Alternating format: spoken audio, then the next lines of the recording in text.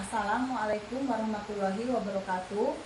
Kami calon guru penggerak angkatan 10 Kabupaten Subang akan melakukan demonstrasi kontekstual modul 2.3 coaching dalam supervisi akademik yang terdiri dari pengamat atau observer, coach, dan coaching.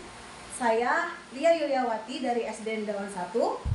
Saya Darwati dari SDN Tanjungangi. Saya Restu Febrianti dari SD Negeri Rawalele. Selamat menyaksikan. Assalamualaikum warahmatullahi wabarakatuh, Bu Restu. Waalaikumsalam, Bu Lia. Bagaimana kabarnya, Bu? Alhamdulillah baik. Sebelum kita melakukan coaching, saya akan memberikan beberapa pertanyaan ya, Bu. Ya. Yang pertama, saya akan mendiskusikan tentang rubrik penilaian kita hari ini. Pada coaching hari ini, coach dan coachee akan saya nilai sesuai dengan rubrik penilaian. Apakah sudah sesuai dengan alur kita atau belum? Kemudian bagaimana Ibu memberikan pertanyaan berbobot kepada coachee dan juga bagaimana coachee tersebut merespon atau menanggapi pertanyaan dari coachnya. Jangan lupa ya Bu, disesuaikan dengan prinsip coaching, diantaranya kemitraan, kehadiran, dan memaksimalkan potensi. Pertanyaan pertama yang akan saya tanyakan kepada Ibu adalah kompetensi apa yang akan Ibu kembangkan pada coaching kali ini, Bu? Kompetensi yang akan saya kembangkan yaitu proses, Bu, mendengarkan aktif dan memberikan pertanyaan yang berbobot. Pertanyaan kedua, kompetensi mana yang akan Ibu kembangkan secara spesifik yang ingin diobservasi? Kompetensi spesifik yang ingin saya kembangkan yaitu mendengarkan aktif dan memberikan pertanyaan yang berbobot. Baik, kemudian yang terakhir ya Bu, indikator yang bagaimana serta tujuan pengembangan apa yang diinginkan oleh Ibu dalam kegiatan coaching kali ini? Saya ingin coaching saya ini menemukan solusi dari permasalahannya atau menemukan langkah-langkah dalam mengatasi permasalahannya. Oke, baik Bu, demikian kegiatan pra-observasi kita coaching hari ini. Silakan Ibu melakukan coaching terhadap coaching Ibu. Assalamualaikum, Bu Wati. Waalaikumsalam Ibu Restu. Bagaimana nih kabarnya hari ini? Alhamdulillah baik. Ibu bagaimana kabarnya? Alhamdulillah, saya juga baik. Dengar-dengar ada yang mau diceritakan nih. Iya betul sekali Bu, ada sesuatu yang ingin saya sampaikan. Kira-kira apa Bu yang mau disampaikan? Kebetulan saya sedang ada waktu kosong sekitar 15-20 menit. Bisa waktunya kita manfaatkan untuk mengobrol. Sebelumnya, apa yang Ibu harapkan dari percakapan kita nantinya? Saya ingin mendapatkan solusi dari permasalahan yang sedang saya hadapi. Mudah-mudahan setelah saya nanti ngobrol dengan Ibu ya, saya dapat memperoleh gambaran tentang apa saja yang bisa saya lakukan nanti ke depannya. Permasalahannya tentang apa ya Bu ya?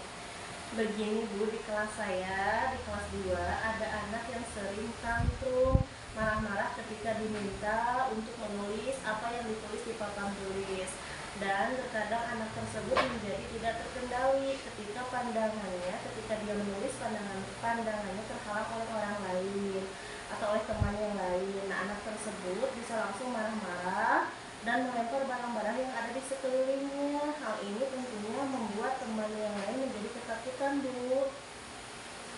Baik, jadi kalau saya garis bawahi ya Bu ya, jadi di kelas Ibu itu ada anak yang sering tantrum ketika diminta untuk menulis sehingga membuat temannya yang lain ketakutan. Apakah Ibu sudah menelusuri penyebabnya? Sudah Bu, saya sudah melakukan pendekatan individu kepada anak tersebut. Saya menggali informasi mengenai kenapa penyebab anak tersebut melakukan hal demikian dengan memberikan pertanyaan-pertanyaan tentang apa yang dia sukai, apa yang tidak dia sukai. Kemudian saya juga menanyakan kebiasaannya di rumah seperti apa dan menanyakan keadaan keluarganya seperti apa. Lalu dari pengamatan Ibu, kira-kira mengapa dia sering melakukan hal tersebut? Nah Bu, setelah saya menggali informasi, ternyata anak tersebut tidak suka jika harus menulis terlalu banyak. Dia bercerita, katanya dia bosan Bu dan capek. Dia lebih suka menggambar dan menyanyi katanya. Selain itu, dia juga bercerita bahwa di rumahnya itu ada ibu dan ayahnya serta 6 saudaranya, kakak-kakaknya, dan apapun yang dia inginkan pasti dituruti oleh kakak-kakaknya Bu, katanya seperti itu. Kira-kira seperti apa kondisi ideal yang Ibu harapkan dari murid tersebut? Tentunya Bu ya, saya berharap bahwa murid saya ini bisa mengikuti pembelajaran seperti temannya yang lain. Selain itu juga saya berharap adanya perubahan perilaku Bu pada murid tersebut, menjadi lebih tenang lagi sehingga temannya tidak tertekan ketika belajar dan proses belajar pun berjalan dengan lancar Bu. Jadi harapan ibu terhadap murid tersebut adalah ibu tuh ingin terjadi perubahan perilaku pada anak tersebut dan anak tersebut dapat mengikuti pembelajaran seperti yang lainnya. Artinya dapat diartikan kondisi ideal berada di level 10. Kira-kira untuk perilaku murid tersebut sekarang berada di level berapa? Sepertinya Bu di level 5 ya Bu, karena sebelumnya saya juga konsultasi dengan guru kelas 1. Katanya ya memang seperti itu Bu perilakunya semenjak kelas 1 juga. Baiklah, di level 5 ya. Kira-kira kondisi sekarang ini pada level berapa? Bisa ditingkatkan agar terlihat adanya perubahan perilaku pada anak tersebut. Mungkin Bu di level 7, karena untuk perubahan perilaku itu biasanya membutuhkan proses ya Bu, membutuhkan waktu yang lama. Kalau begitu, apakah ada yang bisa ibu lakukan agar anak tersebut dapat mengikuti kegiatan pembelajaran dan dapat mengontrol emosinya dengan baik? Jadi Bu, berdasarkan pendekatan yang telah saya lakukan kemarin, ternyata saya ini kurang memahami gaya belajar peserta didik ya Bu ya.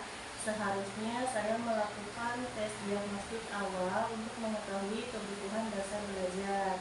Kemudian selain itu saya juga harus melakukan pembelajaran berdiferensiasi dan mengkolaborasikannya dengan kompetensi sosial emosional.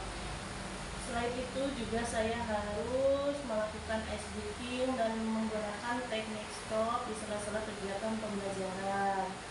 Kemudian hal ini tentunya diharapkan dapat membuat peserta didik saya menjadi lebih belajar mengontrol emosinya Bu. Mungkin ibu ingat-ingat lagi ya, pernahkah dulu ibu menggunakan metode pembelajaran yang berhasil diterapkan di kelas yang mungkin metode tersebut dapat meningkatkan motivasi belajar siswa? Oh iya Ibu, kemarin itu saya sudah melakukan model kooperatif tipe MHT. Dan jadi si anak itu saya kelompokkan ya Bu ya, kemudian diminta untuk membuat kalimat berdasarkan gambar Sri. Nah, saya juga menayangkan video sebagai pengganti penyampaian materi ajar. Hal ini tentunya sangat efektif dibandingkan siswa harus menulis materi yang panjang di papan tulis Bu. Luar biasa sekali ibu. Jika kita rating dari angka 1 sampai 10, menurut ibu berapa tingkat keberhasilan metode yang telah ibu gunakan?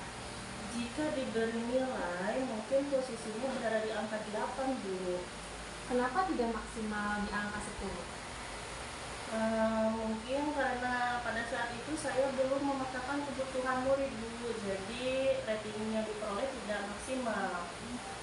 Apa saja rencana yang akan ibu lakukan dan bagaimana langkah-langkahnya? Saya akan segera melakukan tes diagnostik Bu, kemudian saya juga akan melakukan pemetaan sesuai dengan kebutuhan belajar siswa, menyusun rencana pembelajaran berdiferensiasi dan pembelajaran sosial emosional. Kemudian saya juga akan melakukan teknik SBK dan teknik stop, kemudian memilih model pembelajaran yang sesuai dengan karakteristik anak, dan menggunakan media ajar yang sesuai dengan kebutuhan belajar anak. Serta selain itu saya juga akan segera menyusun instrumen penilaiannya Bu.